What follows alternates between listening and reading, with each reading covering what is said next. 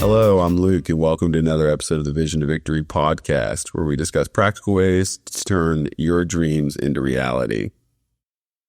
Last week, we talked about being attentive and paying attention to your own life, to our own lives, and what our lives are speaking to us and teaching us. And over the past several weeks, we talked about a variety of topics that contribute to a meaningful and purposeful life. Here's the thing. None of that matters if we don't get out of our own way. And what keeps us stuck, or what keeps us getting in our own way, I would submit that it's our ego.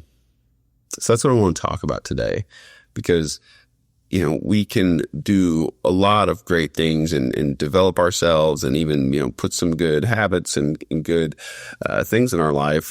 But at the end of the day, we have to get out of our own way. And so much of what keeps us stuck is simply ourselves. I could speak from personal experience on many levels on this topic. But let's dive into it. So let's define ego. Ego is the part of us that looks out for ourselves. It looks out for our self-esteem, our pride, our sense of identity. The problem is that ego is single-minded and generally selfish. And I've come to believe that there's little, if anything, that hinders growth and connection and progress more than our ego. So I want to dispel a few things about the ego.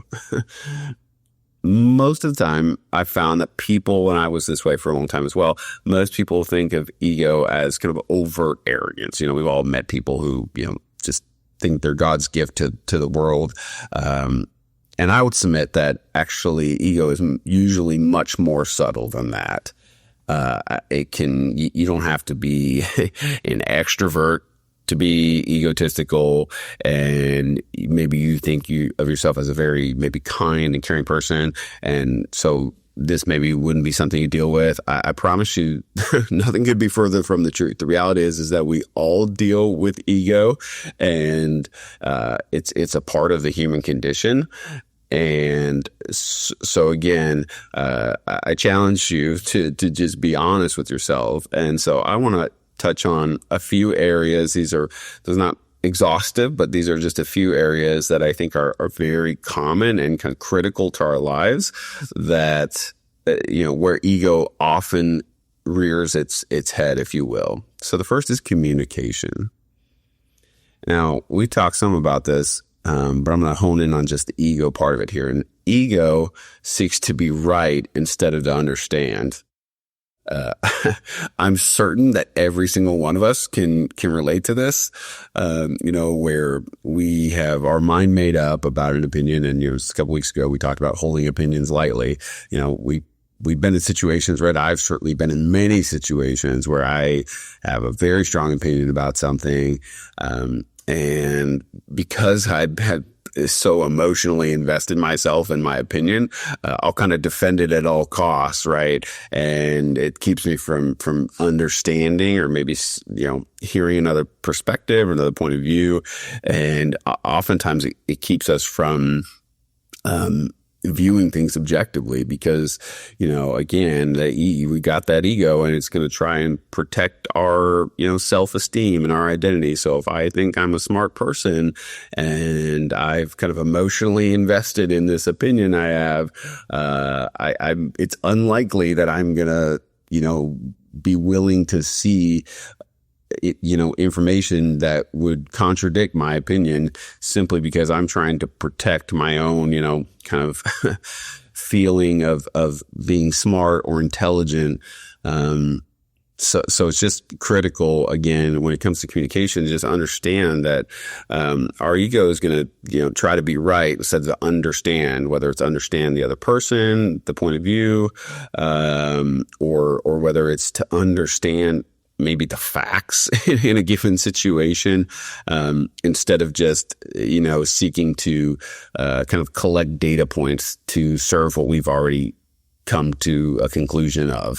So again, when it comes to communication, ego seeks to be right instead of to understand, and ego speaks more than it listens. Again, I would say that most of us have experienced this on some level. I certainly have, where I just, I'm waiting for my turn to talk in a conversation, and I'm sort of only listening to the other person so that I can respond and again, kind of get my own point or thought across.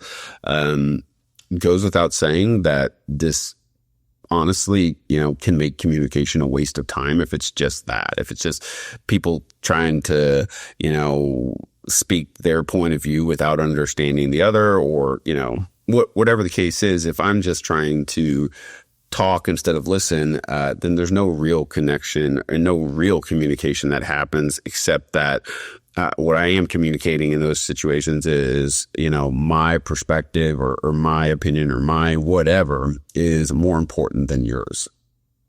And so obviously that's not what we want. And, in that same vein of communication, ego always attempts to direct the interaction in a way that is most favorable to us. And I hope this gets in your business a little bit, because if you start inventorying your conversations, I would bet that you can find examples of this where it's subtle. If you're not paying attention, you're not looking for it, but where you maybe find yourself, trying to drive the conversation in such a way where you can talk about something that makes you look in, favorably, or whatever the case. It's subtle, it's nuanced. And, a lot of people do this in, to play a victim, and I'll touch a little bit more on this, on kind of the next piece where ego comes out. But it really is, again, people think of ego often as this kind of proud, puffed up, whatever. And that's often not the case. Those are maybe the most, again, kind of overt, and I would even say kind of immature examples. But I think that the reality is that ego is again, much more subtle and much more prevalent than I think we maybe realize.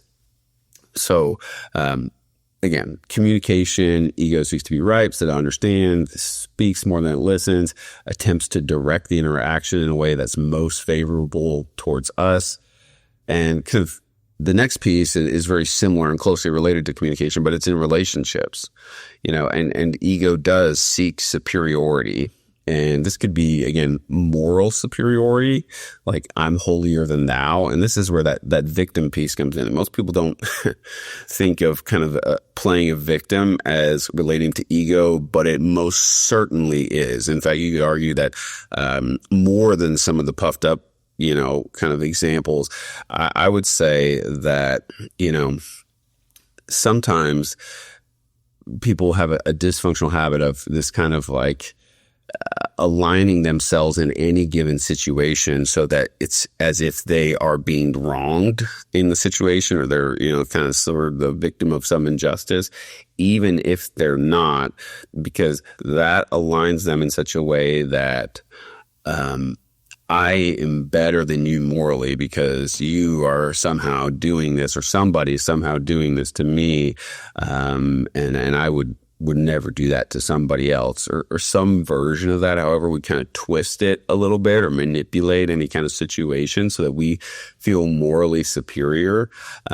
It's kind of a weird, nuance here, but it's very, very common, where again, we kind of try to navigate that, interaction to be better in some way than others. There's a direct tie to people pleasing here as well. It's kind of like, oh, I just do everything for everybody else. And really it's so that you're seen in a certain light. And again, really ties into that kind of superiority complex a little bit of, well, I'm just selfless and everybody else is selfish. And the truth is that's crap, is that you're doing it so that people see you as selfless, which is completely selfish. And so, again, this is kind of what I'm talking about with this ego being a little more subtle than maybe we realize.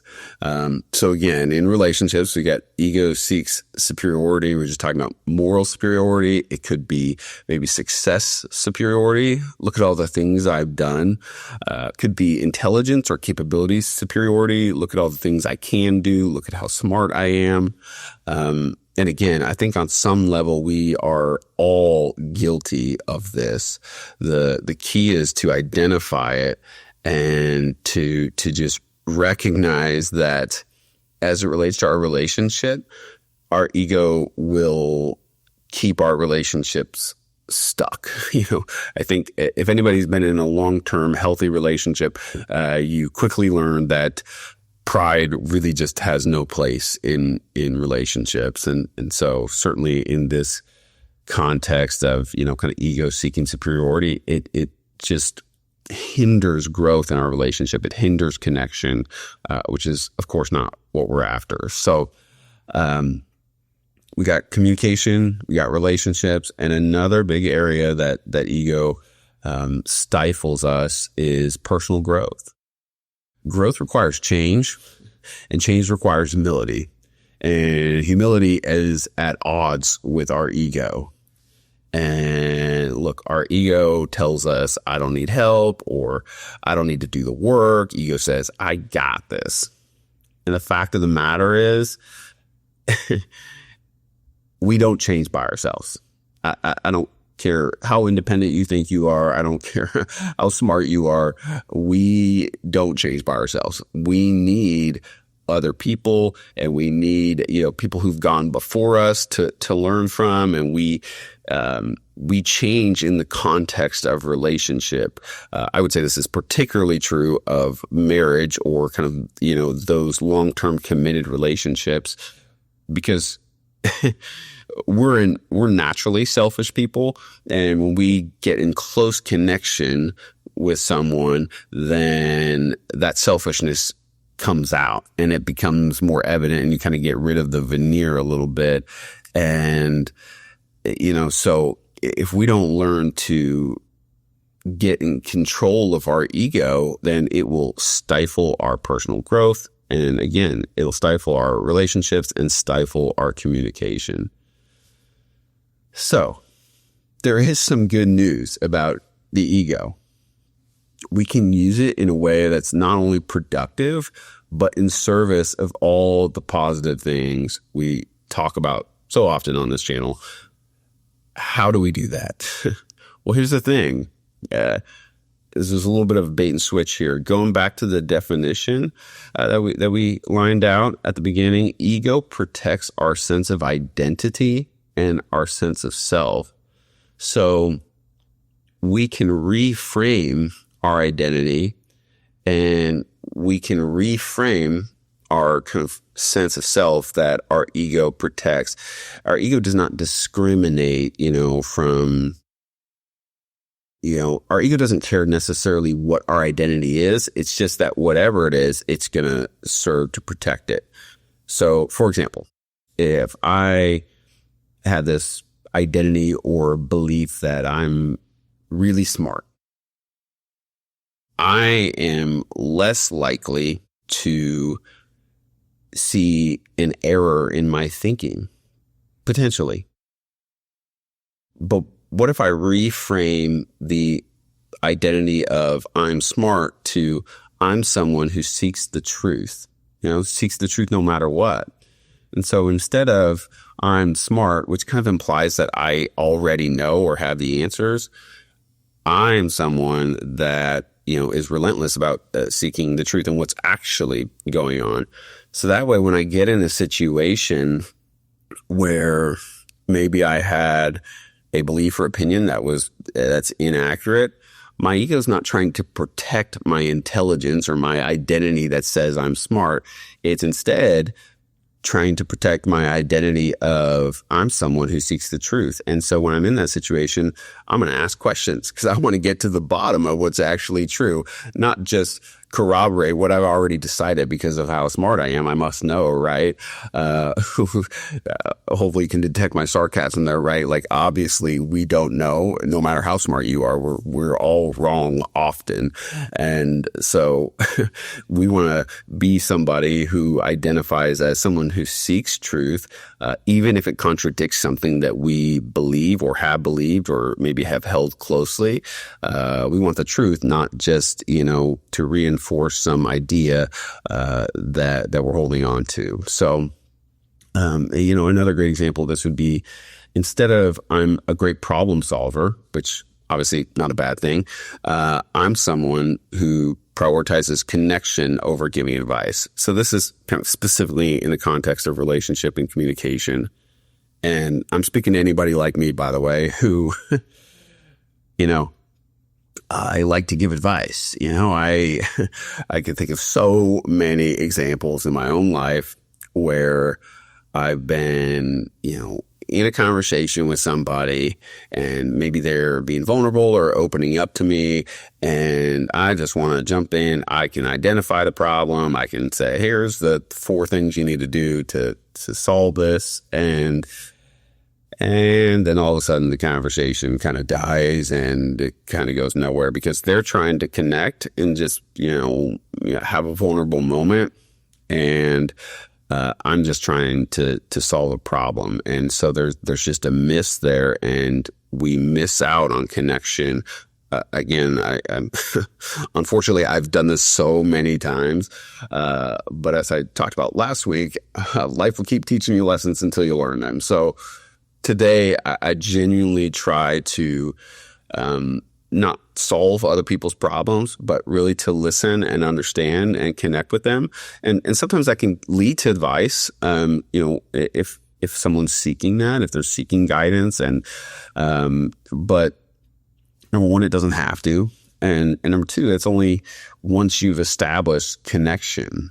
So again, if we can reframe our identity, then our ego will protect that. And so again, kind of in this example, if I'm a great problem solver, if that's kind of my identity in this example, then my ego is just going to try to reinforce that. So any situation, I'm going to try and solve whatever problem I perceive.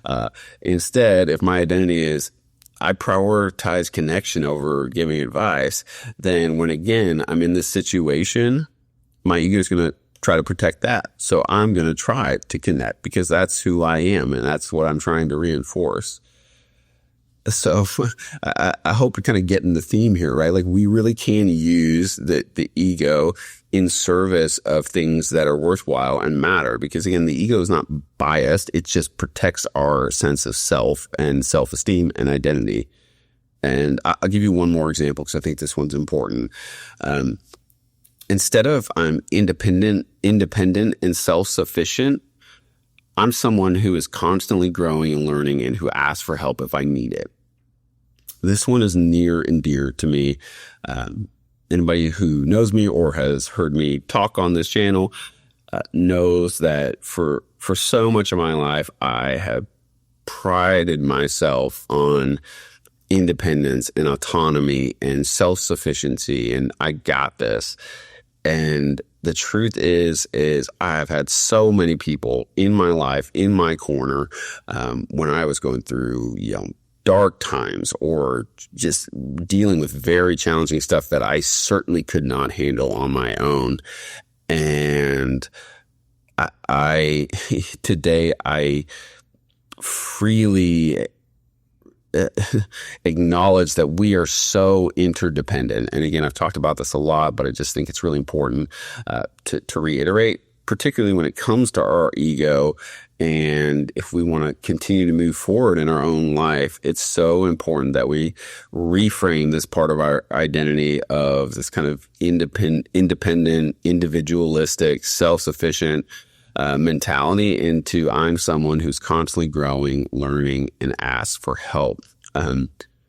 Because again, if growth is the goal and progress is the goal and connection and purpose, if those are the things that we're after, then just trying to do everything ourselves or contribute, frankly, to the illusion that we can do everything ourselves, it will just keep us stuck, because that's just simply not true. So again, though, to the point of ego, if we can get our ego in service of, I'm someone who's constantly growing, learning, and asking for help when I need it, then our ego will protect that part of our identity, which is a great thing. That's a great thing. If you're constantly seeking for ways to grow and learn and, to ask for help from others who, maybe know something you don't, that's a great thing. That's wonderful. And so obviously that'll keep us moving forward. So I think, we kind of get the point here as far as, where ego can cause problems. Again, it's usually much more subtle than we realize. And then we see how we can get ego in service of, our identity. If we get the right identity, or if we're trying to create or cultivate the right identity, then our ego can actually help us. And I think it's important to just touch on this identity piece. We want to align our identity with our values.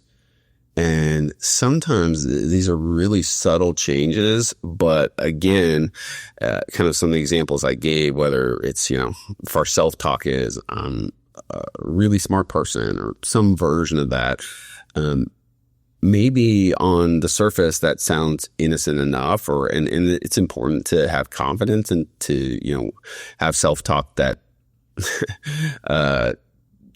gives us the confidence to do something or take on a challenge. But we want, again, knowing that our ego is going to protect our identity, we want our identity to align with our values. So again, a much better version, my value is not that I'm a smart person, even though I want to be an intelligent person who thinks well. My value is that I seek the truth. And so sometimes those little just reframing of things can dramatically change how we kind of go through the world and go through life. So again, I'm big on kind of identifying a goal and then working backwards. I think anybody who knows me knows this about me. So it's kind of like, if we identify these areas in our life where ego is coming out in a way that's not productive, it's not helping our communication, it's not helping our relationships, it's not helping our personal growth, then, okay, we need to kind of reframe. First, we need to identify and then reframe kind of what identity or sense of self that our ego is trying to protect in that situation, and then figure out what changes we need to make and kind of what beliefs we need to reinforce in ourselves. So here's the practical tip.